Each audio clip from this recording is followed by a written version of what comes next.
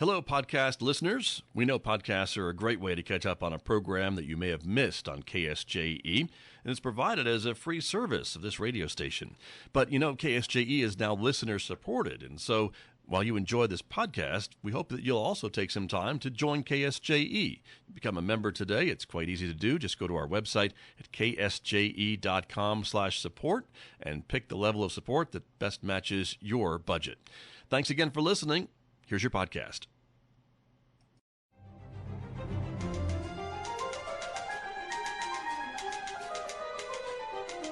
Good morning. This is Traci Hales with Right on Four Corners on KSJE 90.9 FM in Farmington, New Mexico, and 103.3 in Durango, Colorado. Today I'm talking with Loretta Hall.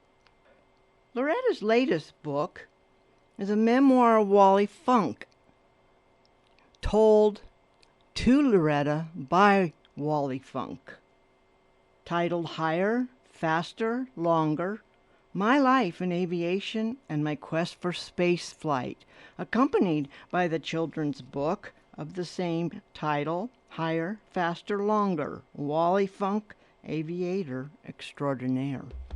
Good morning, Loretta. Good morning, Traci. It's great to hear from you.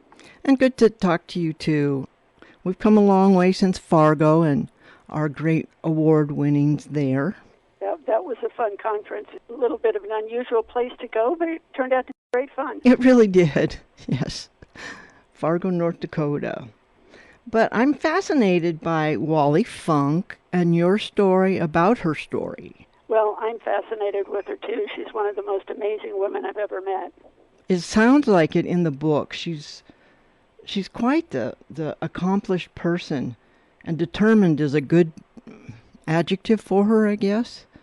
So yeah, the two words that I use most often about her are positivity and perseverance. Ah, I can see that. So she told you basically the memoir, right? Right. And then, I did a little research to kind of fill in some background information. So, before we go further, for those in the audience who don't know, tell them who Wally Funk is. Well, she was a member of the first group of women who directly challenged NASA to accept women as astronaut candidates. This was back in 1961. And NASA was not willing to do that at the time. But these 13 women passed the same very rigorous physical examinations that the Mercury astronauts had just passed. And so they proved at least their physical capability. And Wally was the youngest of the group, and she is the only one of the group who continued to pursue her goal of space flight for the next 60 years. And in the meantime, she had just a fabulous career in aviation and broke some glass ceilings along the way. She certainly did. So had you met her sometime before you two got together to write this? Yes, I met her about five and a half years ago at a conference where I was speaking about women space pioneers of New Mexico. Oh. This was a conference that was actually held in Florida, but it was a women's aviation conference. Mm-hmm. And she walked to hear my talk, and of course she's one of the people I was going to be talking about. Wow. So when I came to that part of the talk, I said, okay, this next person I'm going to speak about is sitting right there, and Wally, if I say something that isn't quite accurate, let me know. And she came up to me after the talk and gave me a big hug, and we became instant friends. I can see, she seems like she has a vivacious personality. She is. She's very much a people person, and is always cheerful and upbeat and helpful. So whose idea was it, yours or hers, to write this memoir? Well, I had known who she was for some time because I write nonfiction books about human spaceflight and its history. And I just felt all along, ever since I read about her, that she should write a book about her experiences. And so after we became friends, I mentioned that to her a couple of different times and said, Wally, you really need to get your story out there. It's so inspiring. You just need to share this with people. And she kept sort of saying, yeah.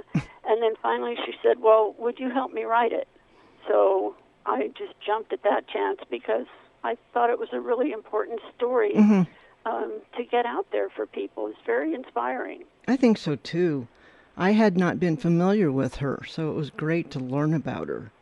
Now, as far as writing this, you credit her as told to you, but I bet it wasn't sit down, write verbatim what she said, was it?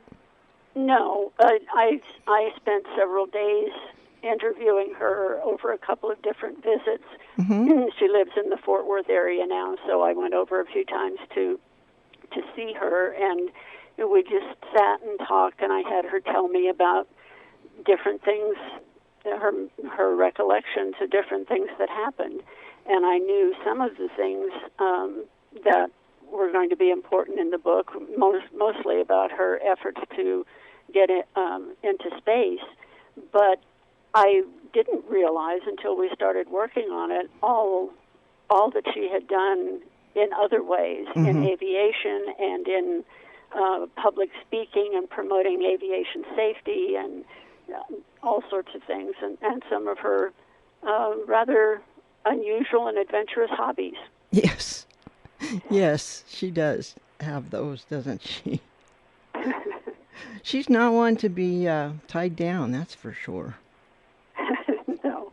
Did you write the children's book along with it? Because I noticed in the children's book there are handwritten letters by Wally to kids. No, that was a later project. In my once I had the first book written and was trying to find a publisher, it's very, very hard to find publishers these days. Yes. And in the meantime, a woman named Janet Ivey had been in contact with Wally. Janet has an internet program called Janet's Planet. Okay. And it's a STEM program for kids, primarily with a space aspect to it. And she had Wally on as a guest on her program, and in setting that up, I also got invited to be on her program to speak about writing about space. And then I was telling Janet that I was looking for a publisher, and she said, "Oh, why don't you try this person? This company, they just helped me publish the first in a series of children's books about unknown geniuses in science." Oh, and so they published the first book, and then Janet and the publishers decided that they would like Wally's story to be the second book in that series of children's books, and so that's when Janet and I got together and wrote the children's book. And those little letters that you mentioned are part of what Janet did. Oh, okay. I think that a person needs to read both of them because they go together well. They do, and the children's book is it's not a picture book for the youngest readers. Right. It's geared to about ages 8 to 12, and it's so it really tells a lot of her story. It doesn't go into some of the things about her hobbies and some of the adventures that she had, but it focuses on the aviation and the space aspects. But it's a very engaging way. Janet has a really wonderful way of communicating with children, and so I'm just very happy. Oh, yeah, it's wonderful. Now, one thing that in the adult version of the book, the details in the testing that Wally had to go through are just amazing. I mean, I don't think I could stand up to those tests. I don't think a lot of people could. Yeah. They were Dr. Love. For people who don't know this, the tests for NASA's first astronauts, the physical exams were done in Albuquerque at the Lovelace Clinic, and Dr. Randy Lovelace III was in charge of doing those. And so it was his idea to test some women also. But Dr. Lovelace himself described the testing series as one of the toughest medical exams in history.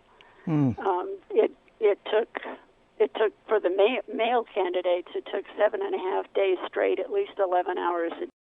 And for the women, they came in smaller groups, so they compressed that into 5 very full days of testing. And they were very exhaustive, and at least some of the tests were quite unpleasant. Mm-hmm. It sounds like it. I cringed while I read that.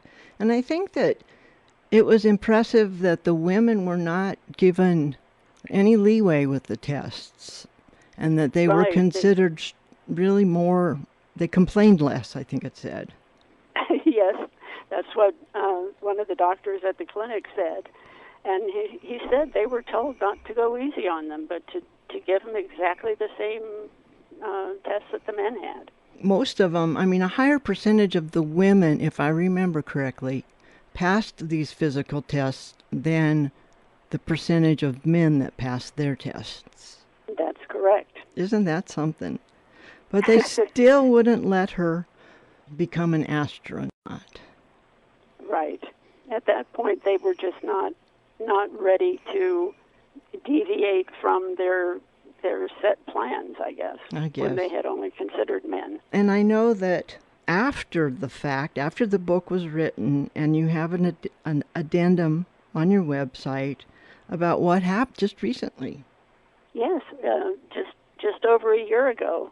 She had tried so many different ways for so long to get into space, and then just at the point she was finally starting to accept in her mind the notion that, gee, it might not happen, she got a phone call from people at Bezos, who's the head of that company, invited her to go with him on the first passenger-carrying suborbital space flight of his company.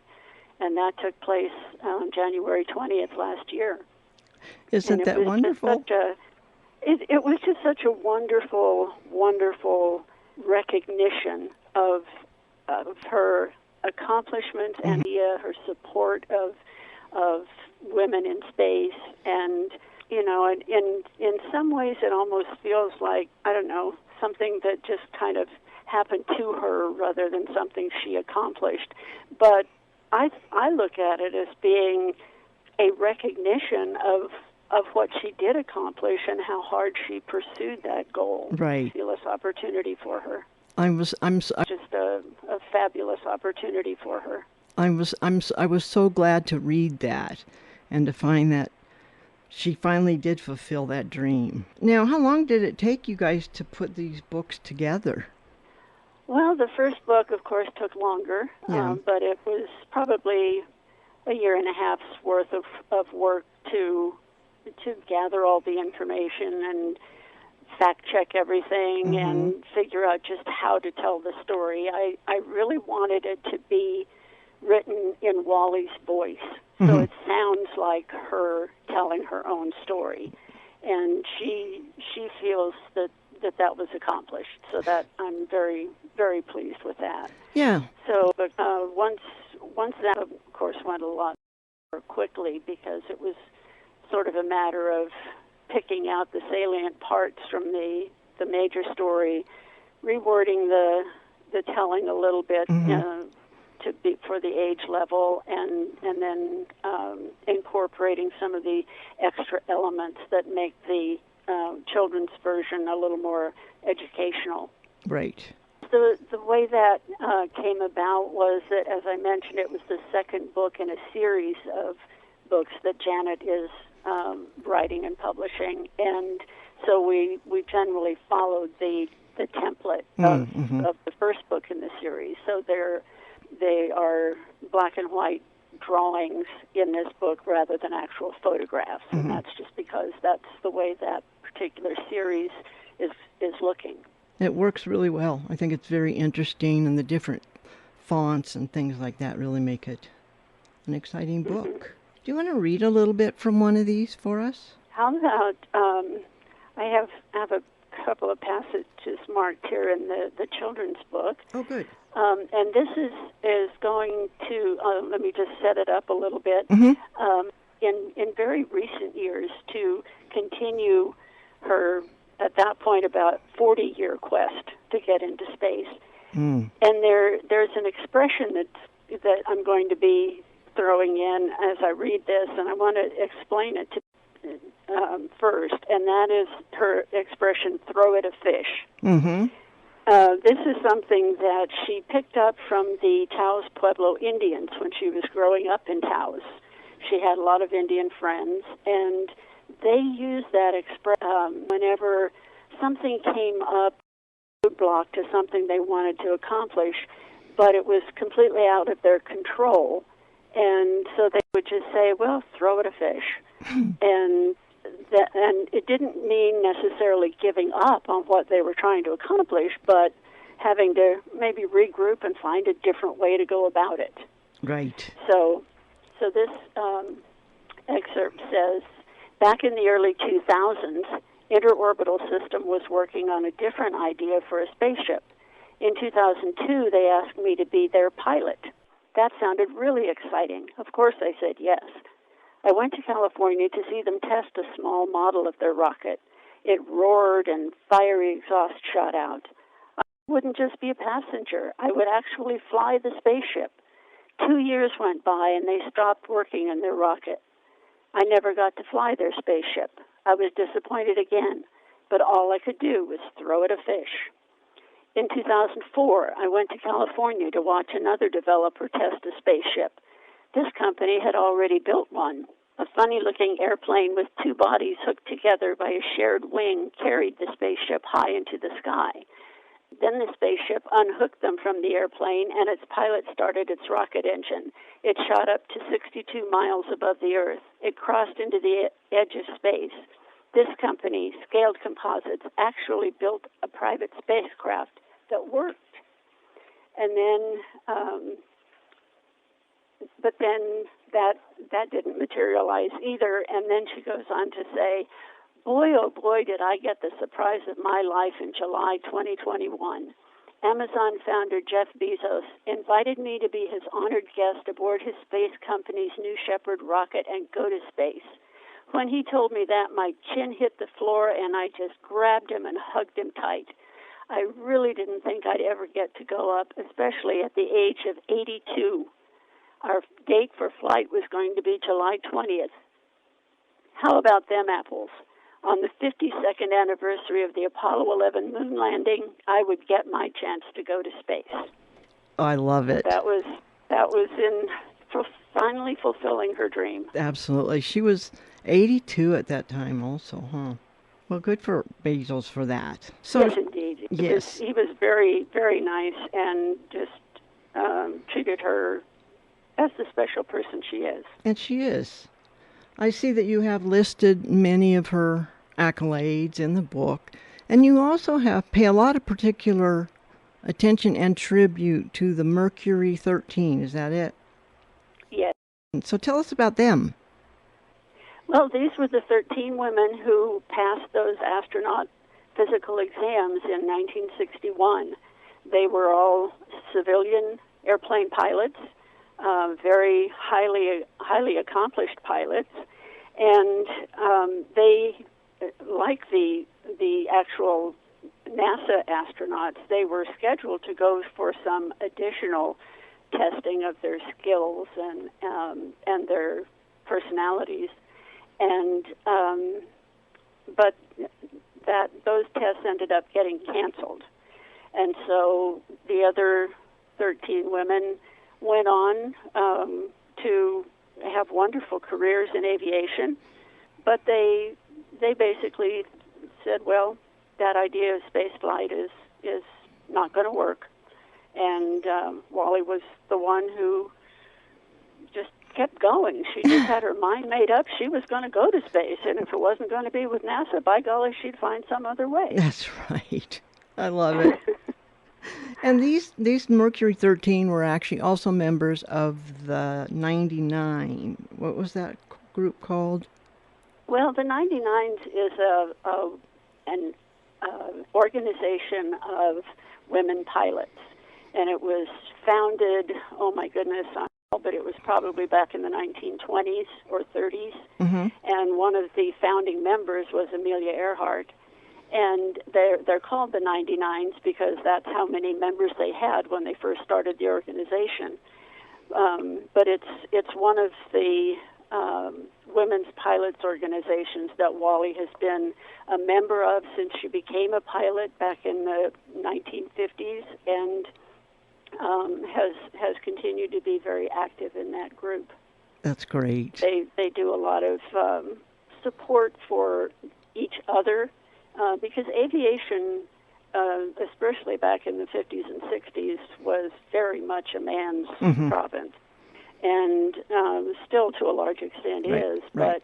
But they really help women pilots along, and they give scholarships to women pilots to improve their skills, and it's a really great organization.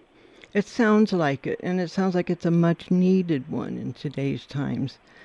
And I really appreciate that both Wally and you have done so much to bring attention to the capabilities of women.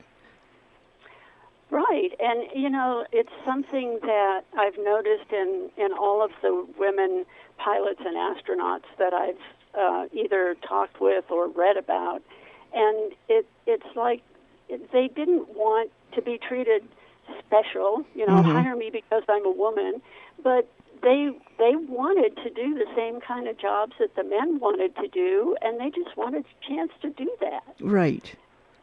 They wanted to prove they were perfectly capable. Right. And Wally certainly did. Yes, amazing person. Yes. She just kept getting up and going on. So now that Wally and her story are written, what's next on Loretta's agenda as far as writing? Well, the first thing I really need to do is write the final chapter for the adult book, and write a chapter about her of accomplishing her goal. But other than that, I'm doing public speaking again, just trying to get the word out as role models, as inspiration for young people in general, but women in particular, and say, STEM careers are for you too, and STEM careers are important for everyone. And think about studying these subjects and getting involved in these fields. And that's really Wally's message too. She has done a lot of is especially interested in communicating that message to young people. I think that's great because that's where it needs to start with young women especially, to say you can do this too. Look at her, she did it. When you do these presentations, do you talk about the other women, the other ones in the Mercury 13? 13. To some extent, I mean, I do talk about the Mercury 13 as a group in terms of what they endured and how they proved their physical capabilities, at least. And then after that, I primarily talk about Wally because as I say, she's the only one who really continued to press for the spaceflight aspect. The others did do very well in aviation as well, though. So they were all very remarkable women. I think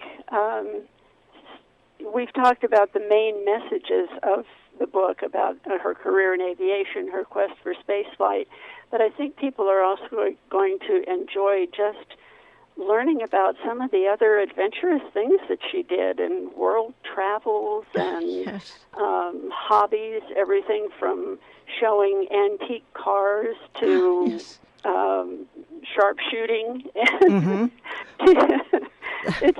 It's fun to follow along with the life she's led, and she's had a lot of fun living it. She has, and I really got caught up in her life and really learned about her as a person and really liked her. I would never keep up with her, but it sure would be nice to know her. That's right. And even now, at the age of 83, I have to hustle along to keep up with her when we're walking somewhere. I bet. I can only imagine. So, story of the final chapter is on your website, right? Yes. I thought that was the quickest way to get it out and make it available, especially to people who've already bought the book. And I think that's an easy way for them to kind of get, I won't necessarily say the last chapter, but the next chapter in Wally's story. That's good. That's a good way to phrase it. And that's authorhall.com. Well, that's my website, yes. But the website that we use for her story and her books is wallyfly.com. And that's WALLY fly.com. Right. Correct. Great, very good. Well, then that's a fun site. It's got all kinds of fun things on it. Thank you. Mm-hmm. Well, it's been a pleasure talking with you, Loretta. And my pleasure, too. Thank you very much for inviting me. You bet. And we'll talk again soon. Okay. Thank you, Tracy. Thank you. And that was Loretta Hall talking to us from Albuquerque about her new book, Higher, Faster, Longer: My Life in Aviation and My Quest for Space Flight by Wally Funk, as told to Loretta Hall. And also the children's version of that book, Higher, Faster, Longer, Wally Funk, Aviator Extraordinaire. And you can find the continuation of Wally's story at wallyfly.com. This is Traci Hales with Right on Four Corners on KSJE 90.9 FM in Farmington, New Mexico, and 103.3 FM in Durango, Colorado. Did you enjoy that podcast? We hope that you did. And if you did, share it with your friends. And if you really want to keep podcasts like this coming, please support KSJE. You can do it easily online at ksje.com.